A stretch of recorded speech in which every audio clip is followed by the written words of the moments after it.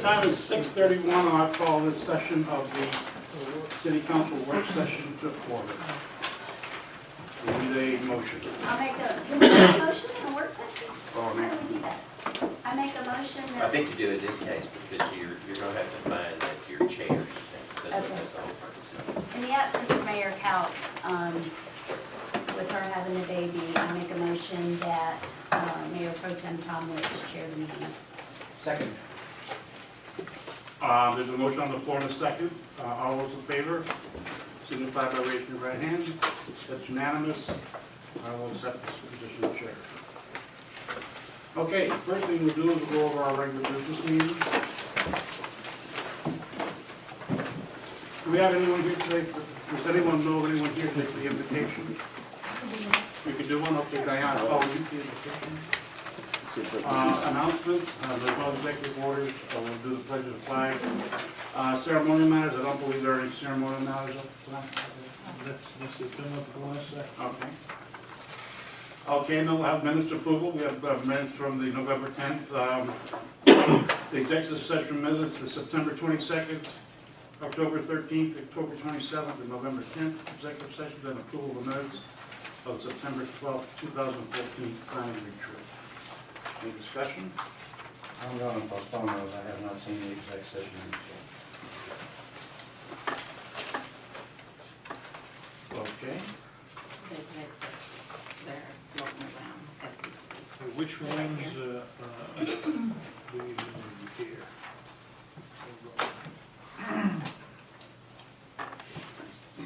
Okay, well, I'll bring that up at the regular meeting and then, okay, as you see fit, okay? We have no invited guests this evening. Committee department reports. We have the planning commission, Mr. Williams. I received word today that there will be no Board of Appeals report tonight. Kelly McAloon will be here for the staff report. No, I just talked to her, she will not be here. Okay. It is a holy day of obligation, so It I is. wouldn't, so two of us are gonna wind up in confession this weekend. Yes, we will. But she did forward her report to me, so I was just gonna give that in her stead. Okay, so then we will have the report. We'll have the everybody. report, yeah. Councilmember Bennett. Yes. Okay. And then leadership Snellville report. Do we know who's giving that report? Anybody know? I guess we'll find out. Then Bristol Park Master Plan, Lisa, you're gonna give a report? Yeah, well, Robbie will be here and he'll put up some good Great. displays and go over some stuff. Great, great. And then, Which, will you have a city manager report tonight? I'm giving up my time because of the rezoning, which is going to take some while. Okay. Then we go to our public hearing. We have first reading and consideration of the Light Gate International conditional use permit. I imagine we're going to waive that. January 12th. Okay, so someone will make that motion. All right. And then we go to our action number B, which would be the second reading, consideration and action on application for Marceline Hales for a conditional use permit for continued residential use of the .479 plus or minus acres property zone OP District 2, Office Professional District, 2108 East Main Street, Snellville. Thank you. If you'll remember this, we heard this, I guess, about 6 months ago, maybe not that long, to continue the residential use from Marceline Hales has used this an OP zone property a lot of times. She's asked that she remain be able to use it for residential purposes. I believe the catch then was that we knew the sidewalk project was coming down the road, so there was a motion made to postpone it. The easement documents could be drawn up, those have been drawn up, and from what I understand, Ms. Hales is agreeable to the easement. She'll be here tonight to speak for us. It took some time to do the engineering and to make sure that we got everything we needed from her. It turns out that we just need a five-foot temporary construction easement. I've had several conversations with Ms. Hales, and the last one this afternoon, and she is in agreement. She will sign the temporary construction Do we have easement. a paper prepared? Excuse me? The whole paper prepared? They're So we can prepared get them executed this evening also? in her hand.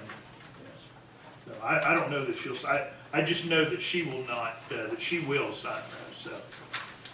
We just make it as a Condition condition. that they need to be signed. Yeah, she'll have the conditional use permit when she signs. Any other discussion on that? Does it need to be Okay? stated separately, Jason? Well, you can just add it to the 3 recommended conditions, And it'll be included? you just add it to number, it'll be number 4. Yeah, number 4.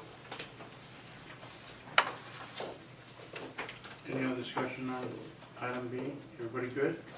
Okay. C is the second reading, consideration action on the application by Grand Properties. I think we all know what that's about.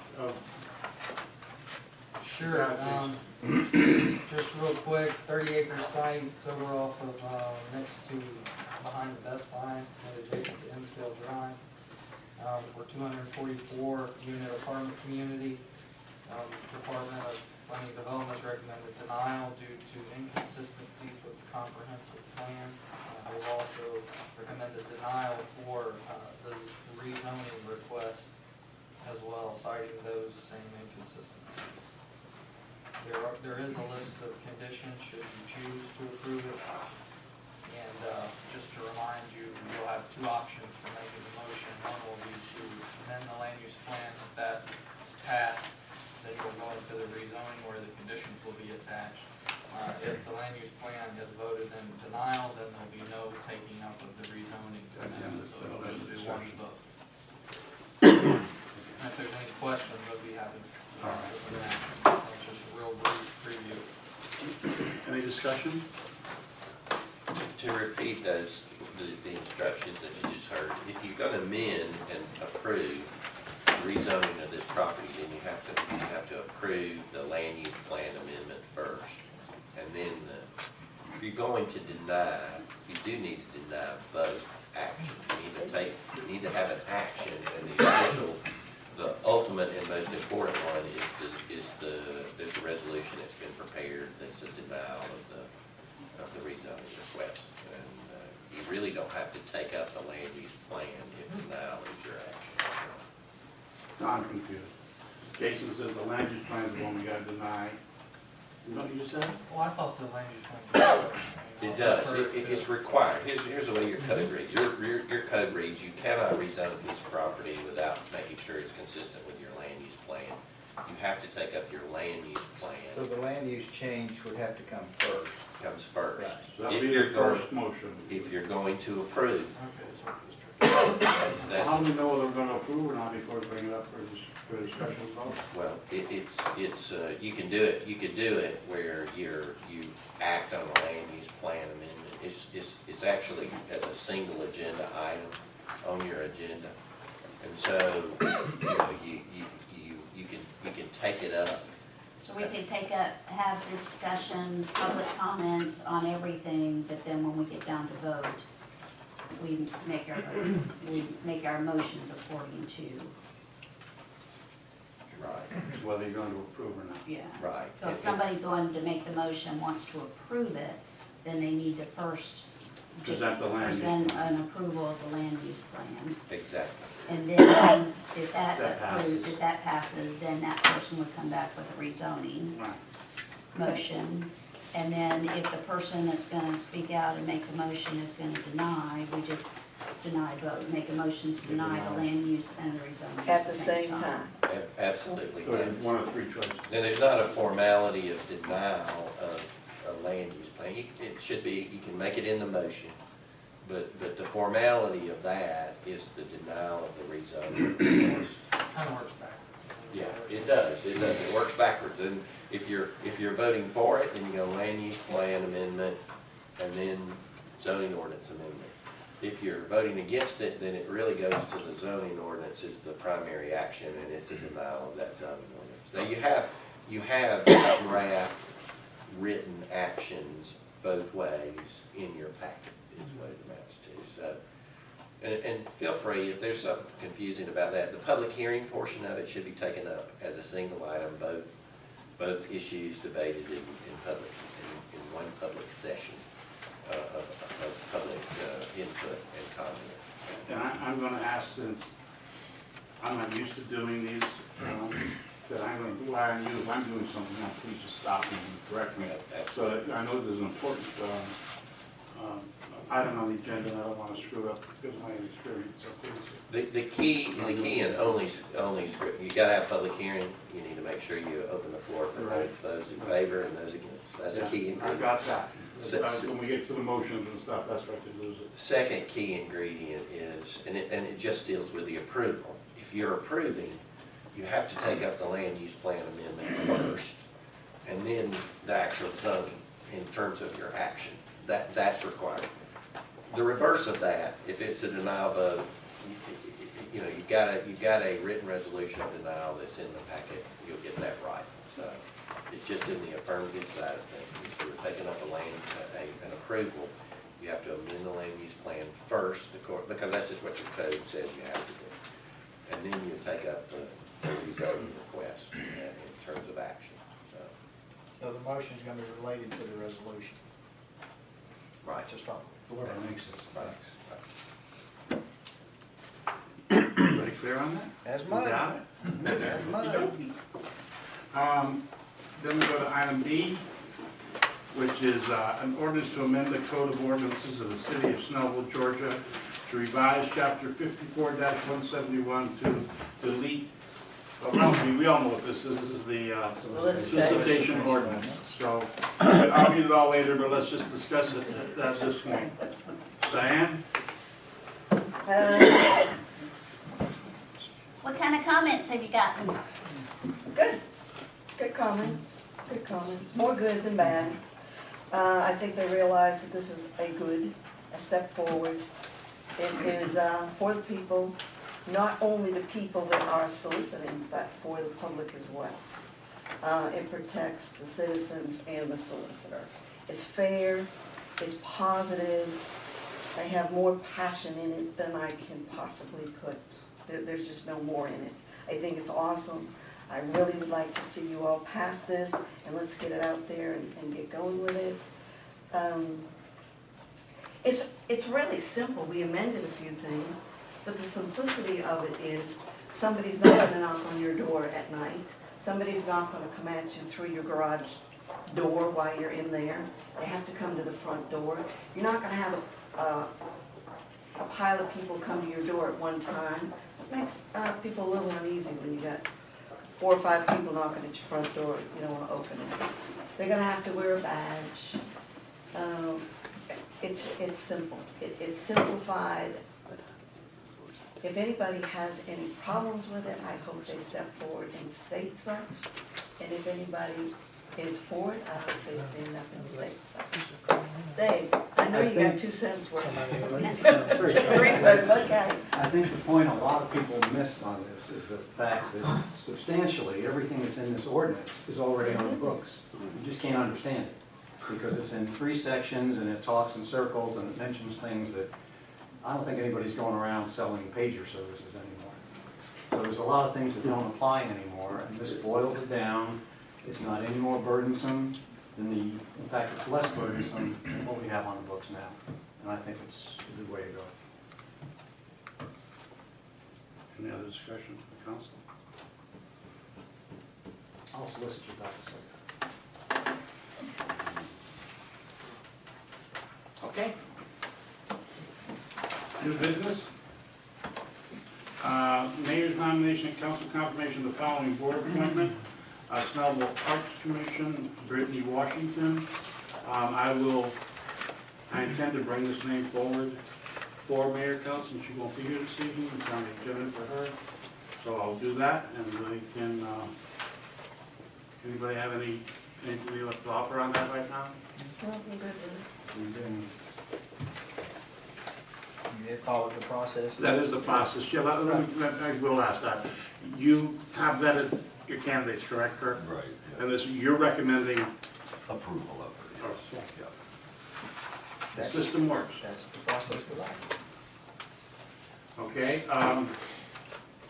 Then we gonna have, need a motion for consideration and action on approval, authorization to sell 2 surplus Crown Vics. Chief, you want anything else to say about that? You just wanna get rid of them?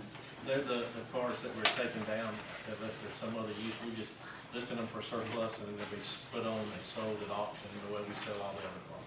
Do we have anything currently still at auction? I mean, do we have anything that, I think that there's a couple that where somebody didn't follow through with their instructions and couldn't buy. I can't remember for sure off the top of my head. well, but those we've already approved to be on, so Everything's can you just follow up and just send me the links of where all these are so I can see what's still out there, please? Then I can follow along with this one as well. Any other discussion on that? No? After that, we'll have council reports. I will start down at the end of the podium on my right. David? Mr. Pro Tem, there was one I missed item something? left. Oh, I'm sorry, I missed it. Consideration and action of 2015 resurfacing and paging bid. It may be because it's such a large expenditure that you just skipped over there Yeah. reflexively. The, Republican, I mean. some people like to have the roads paved though. Still like paying. It was a very competitive bid, Gay and Craig will tell you. The recommendation from Public Works after reviewing the bids is to award the 2014-15 resurfacing to E.R. Snell, local contractor, and right at $622,000, I believe. And, I think that's a good solid number. We're gonna get a lot of work done for that. Do we know what we're getting paid for that? I mean, did you have a list of supplies? I've got a list of streets and it's also on our website. Okay.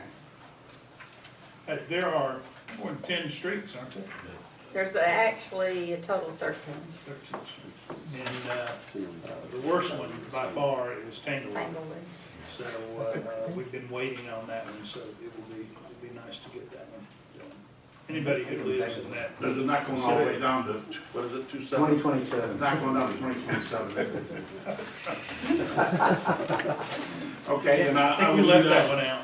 Do I have any discussion on the bid? I'm just gonna ask Ryan, Go ahead. when we approve this, when this is done, can we make sure this is part of Yeah, Sure thing. Announcement? that's quite a range in the bids, isn't It is. it? $200,000. Okay, then I will ask for a motion on this. Now, I missed it, I got everything on the, so let me go to council, as I was saying, I'll start down all to my right. Yeah, and then Councilwoman Bender will be the last. Okay? And we're gonna have public comment. That should do everything. Did I miss anything on a regular meeting? Any other questions or concerns about the regular meeting? Okay? Closed session. One other thing. I have a statement that was prepared by Kelly that I will read at the beginning of, before we actually open the meeting. Do we need to do another vote at the beginning of the regular meeting? Okay, so then I'll open the meeting and then we'll need another motion. Can somebody tell me in our packet what page the draft ordinance for the brand properties one starts on? Well, they were sent separately, well, there's a different email. John sent those separately. Separate email. Yeah, I think it's about it.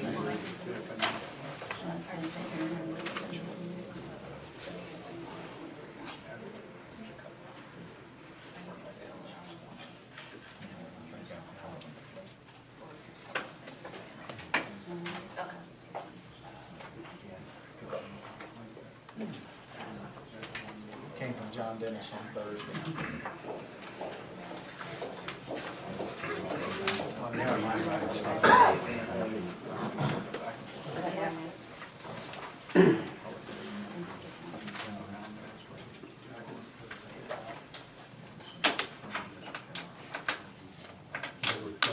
Yeah, that would be such a blessing. All right, I'll find it. Yeah, but it's right here. Okay. It was Thursday, 4/29. Okay. Bottom. And it's got all three. Ordinances in PDF on the bottom. It's right there. If you don't find it, I'll just forward it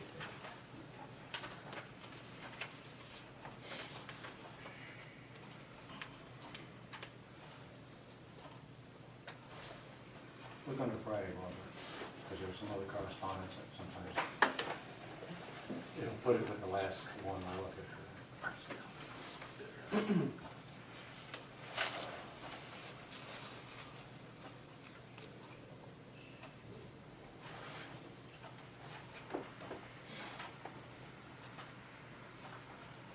Got it, Barbara? Yeah, we can go on, we don't have to. All right.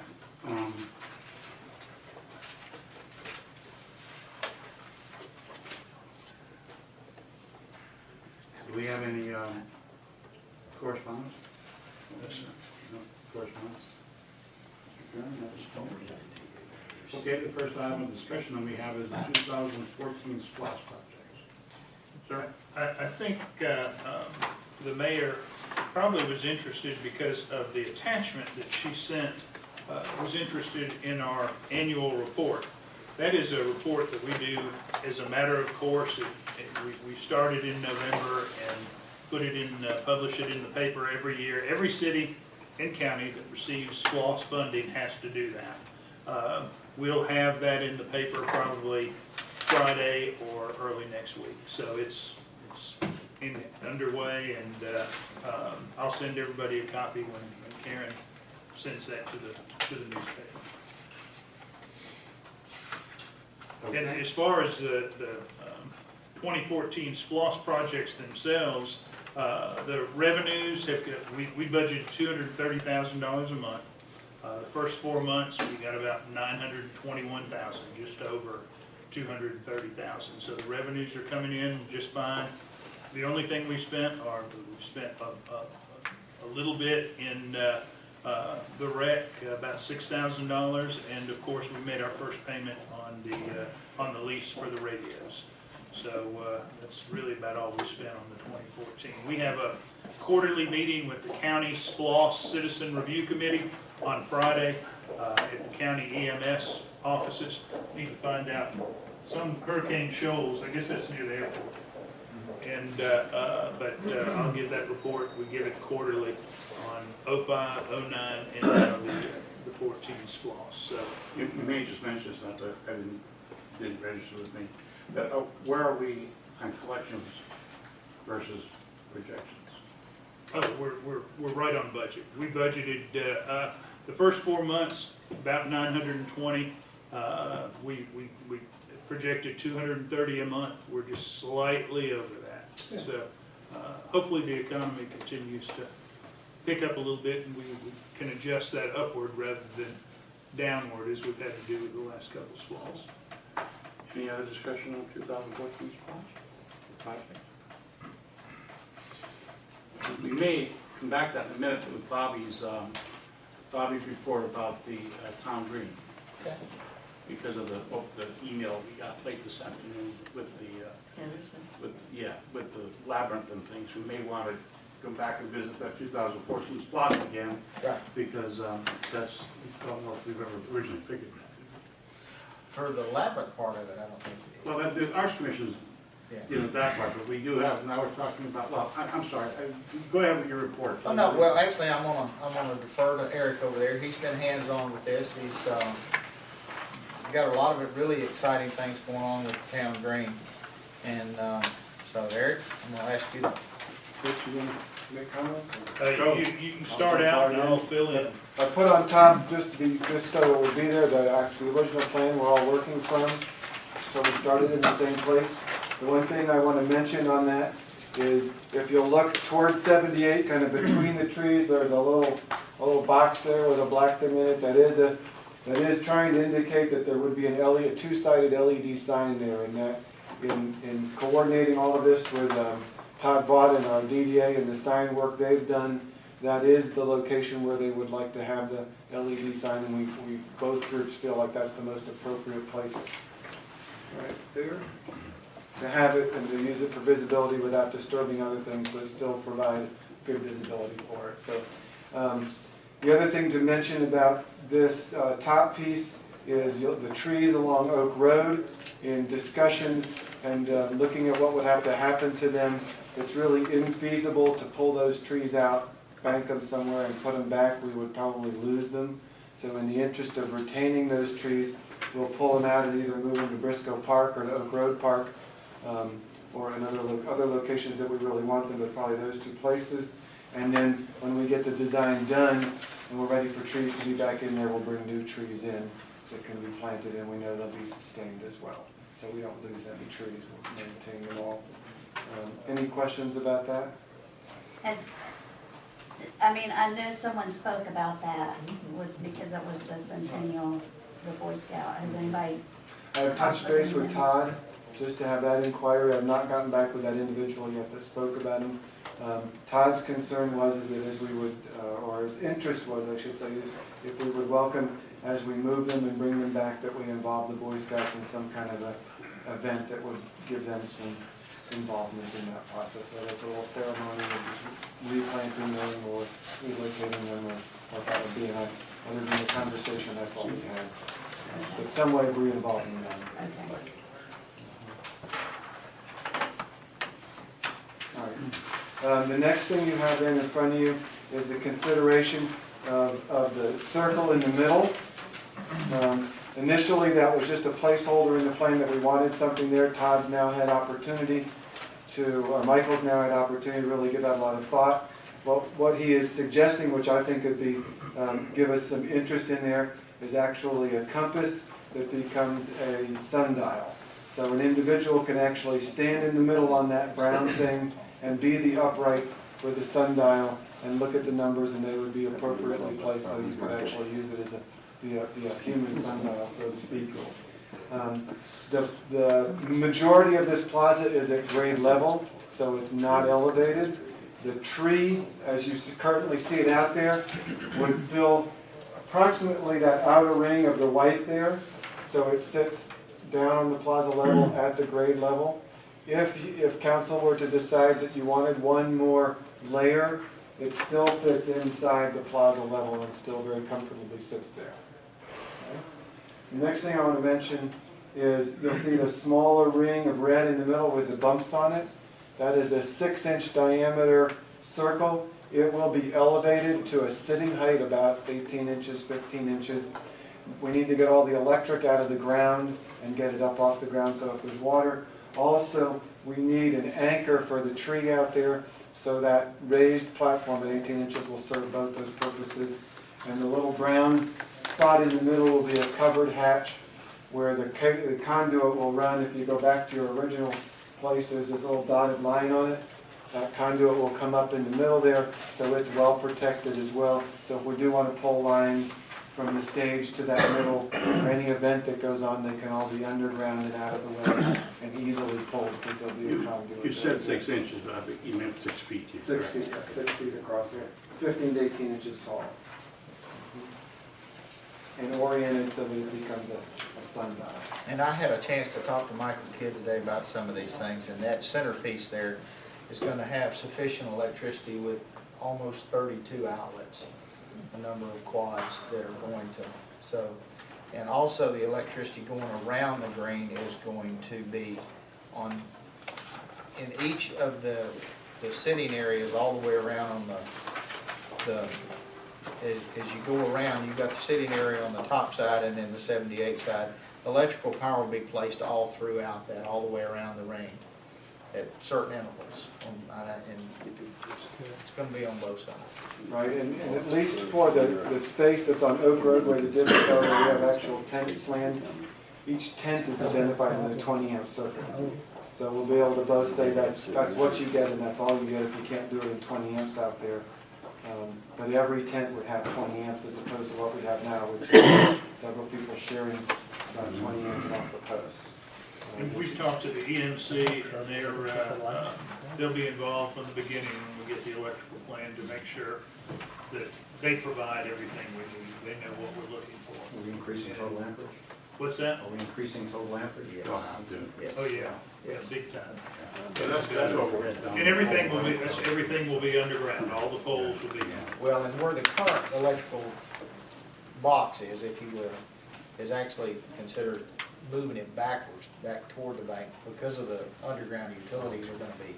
So, and I've spoken to Eric, and the concern there is that we don't need to get it much further from where we are currently because of the cable from the stage. But we can make some accommodation if we need to, so that's gonna change. And back up and kind of not be right in the middle of everything as well, so I think the improvements are good. I did check with Craig, and you were right, Bobby, it is a 50-foot cord on the stage. Okay. So we will make sure it stays within that.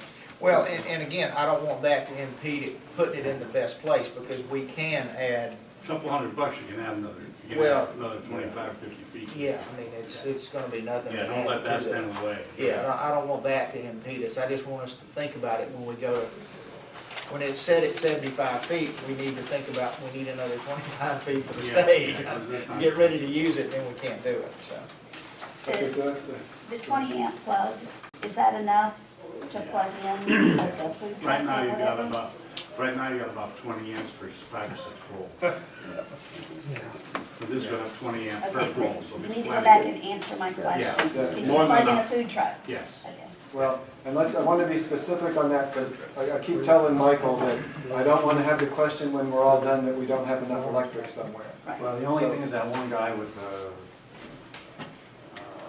case or something, but he needs, Yeah, he needs more Yeah, than he's he gotta bring his own he needs thing. 220 and Yeah. he Yeah, needs to that's bring up to the him. one He's for gotta 200. bring his own. And that's why I want to answer your question particularly. 20 amps will run fans and hot plates and all the majority of stuff that people would drag out there. But a But food you want- truck typically powers itself. Right. Through its It's own generation. generator. And- If it needs additional plug inside, it can go to the pole.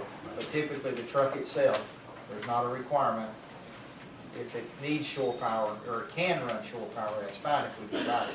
But it's not typically something we should have. So the 20 amps is adequate for all the general things. You want to plug lights in, fans in, a little foot heater in for the winter. And all those things you would normally be able to plug into an outlet at your house. Most of your house amplets are 25 or 15 or 20. So anything you could normally plug in at your house and in your kitchen is probably the same thing you plug in there. And every tent will have that capability. But no, we aren't going to, plug in a food truck. I just wanna make That's sure more we accurate. have what My we dad's need. RV requires 50 amps in the plug, and we're not doing that. So those are the other pieces, let's see, so I got the LED sign, What, do you remember the dimensions of that sign? the LED sign, it has not I been just don't- spec'd yet. Okay. It will not be, I mean, Is it squashed in there between those two trees? Well, the trees, the foliage on the trees will be high. I'm gonna ask you a very silly question. No silly questions. This could be, I don't think I'm asking for trouble, but I'm gonna bring it up anyway. I mean, we're talking about putting 1990 and 2000 technology into this with the LED sign as opposed to a full color sign that's used anymore. You know what I mean? Are we prohibited by our ordinance Yes. from doing that? Mhm.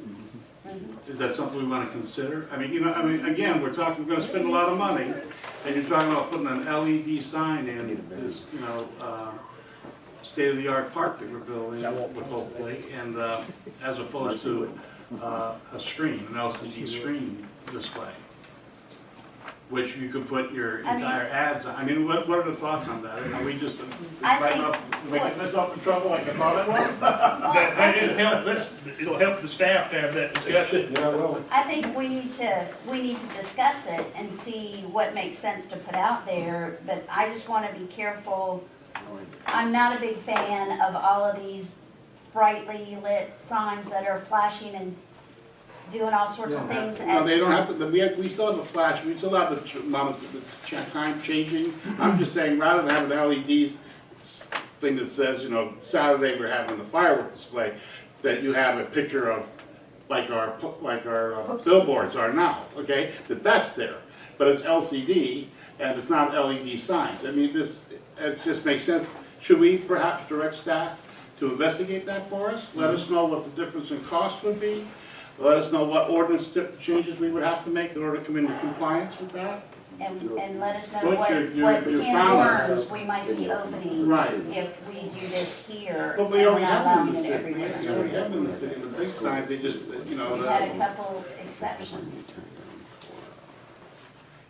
I think. I believe under the current ordinance, the sign cop may change every 15 seconds. Right, but we don't like that. Yes, that would not hinder what you're talking about. Just, you know, as it goes along with time, you know, maybe we wish you hadn't said this before. But y'all aren't constrained by that ordinance. I mean, you really don't have to change your ordinance in order to put up whatever sign you want. Right, but, you know, we gotta lead by example, you know. Exactly, that's true. Now, here's the philosophical reason why you're not, is that, it's the public interest. There's, you know, for you to put up a sign is really doing the public's business and bidding. It's a much greater import than just your average commercial speaker. So it's a shared, it's everybody's sign when it becomes your sign. So there's philosophically a reason why you must do this. Now, the flip side of that is, one of the defenses in LED signs and all kinds of digital signage is the impact that it has on both aesthetics and traffic patterns and things. So once you put your own up, you give away a lot of those defenses technically. And I think when a county sign that's on 85 is getting used as a target for opening up the doors to their sign regulations. So it just, I just wanted y'all to understand the investigation. LED does the same thing. So, I mean, that's a moot point, because it's gonna put something. Yeah, So the we're gonna quality. lose that defense regardless of what something. It really depends on how you use it too. You Yeah. can use an LCD sign just like an LED sign. Correct. And temper it somehow so that, as long as we don't have flashing lights going off and bells and whistles. The new technology is obviously a lot less intrusive than the old technology. So is everybody, by not to have to be at staff investigation? We'll do a little research. And come back with some kind of proposal Okay. on that? Give us some options. Yeah, I just want to be careful because I'm not going to name names, but there's a neighboring community that you drive through and it's almost looking like Las Vegas Does the now. initials Loganville? We don't have liquor. I just don't want it to. Would you like me to move on now, Tom? I got both feet in. Okay, so the last You're piece, sufficiently covered, I think. the last piece, unless there's any other questions about all of those, was just, Michael provided a draft plan for the library today. It's on the southeast corner of that same thing, and so I just wanted, I sent it to all you electronically, but I just thought I would put a paper copy in front if you need something to look at while you were doing other things. Well, at first glance, I like it. It does incorporate, the one thing I would say, and if Kirk wants to add anything to it, the one thing I would say is, when the original discussion occurred, we were hoping for a 30-inch or 30-foot labyrinth. I do know that we did notice that it's a 28-foot circle in there. I thought we were talking 36. No, they went to 30. They came down from 36 to 30, I believe. Is that right, Kirk? Honestly, that's Judy's. I believe I heard that discussion when I met out there with Judy. Okay. So however we got there, that's what he's put in there is a 28-foot labyrinth, but we understand that's a workable dimension as it fits in the space for Michael's design. So, I appreciate any comments and feedback. I'd like a little bit more information about the corner. Okay. The wall here. What is that going to? That has been coordinated with Todd Vaught and the DDA sign committee plans. Mhm. So he is technically designing a sign that is lesser than the one on the other side of the street, but would in every way mirror the DDA's plans and be complementary to the existing sign, or the to-be existing sign that would be on the park side of the street. Does that make sense? So that's what that kind of rectangular block is trying to represent. And Todd and Mike have had several discussions about what that is and that it will fit in, will match all of those kinds of things. And it will be a Also- lesser sign. It won't be two standards that are the same thing. We've also incorporated a change to the sign out here in front of the building, because nobody knows what the city center is. I mean, we need, it's the town center, and this is City Hall. So, they all will be compatible. TOWNE. Yes. Excuse me? Where's Marcy? We never had our spelling lesson. We left the British 238 years ago. One thing that this started out with, the town center plans, and, there's some discussions about finishing off the rest of the area around the memorial. So I don't know that we have a lot of this included in our budget for the town center, do we? No, we do not. And But we have flexibility, that's That's what I it's a mean. category of money. Right. You know, we have delineated some projects, but we have flexibility within that category. So I guess what I'm saying is, this is going to add to that, you know, but it'll finish off that entire center. And I like the way this it buffers the cemetery from the town center too. I think it's great. Buffers everything so- from the roadway. Right, so does anyone have any heartburn over us including or moving forward with this as part of the town center project? And do we need to take any formal action to authorize you to include it? I'd like to have a consensus vote, because one thing I've asked Michael to do, and Eric has talked to him, is update our budget. Because we've added a couple of things on the green side, and I'd like him to incorporate this into the, So what do you need us to I'd like to have you put your stamp of approval on this. do? Formally at a meeting? Yeah. Then you want to, do we want to put Do up, we can do that? January? we That's do gonna be it? too late. Is Because we there gotta get an RFP out. Will there be a problem with us amending the agenda this evening to have that included? To allow the staff to include that, or is that something we need to? I think it'd be better doing it in January. to be Okay, honest. so let's Just doing put the that. amendment, but- Yeah, because we're spending money. Yeah. But you could go ahead and do the RFPs in anticipation. We'll get you an updated budget figure. Okay, And and let's. we'll just tell Michael that this will be an addendum to the bid. Can we just, with everyone in agreement, we can consider this our discussion about it, just put it on the agenda for a vote on the first meeting in January? Okay. Phyllis, you put that on the agenda? Good? I appreciate that. I missed one small detail. Let me just back up and pick up one thing. If you go to the main plan, you'll see these little rectangle white things that were going to be the foot pads for the stage. After crossing paths with the public works folks out there and saying that they're not sure they can easily hit those little things, we'd asked Michael to enlarge those so they will be bigger than what's represented there. But not overly. But not overly big. We're going We to don't wanna get add them to our storm. we're going to be like Goldilocks and get them just right. What's that called? Impervious? Okay, Thank you. do we need exec session? No?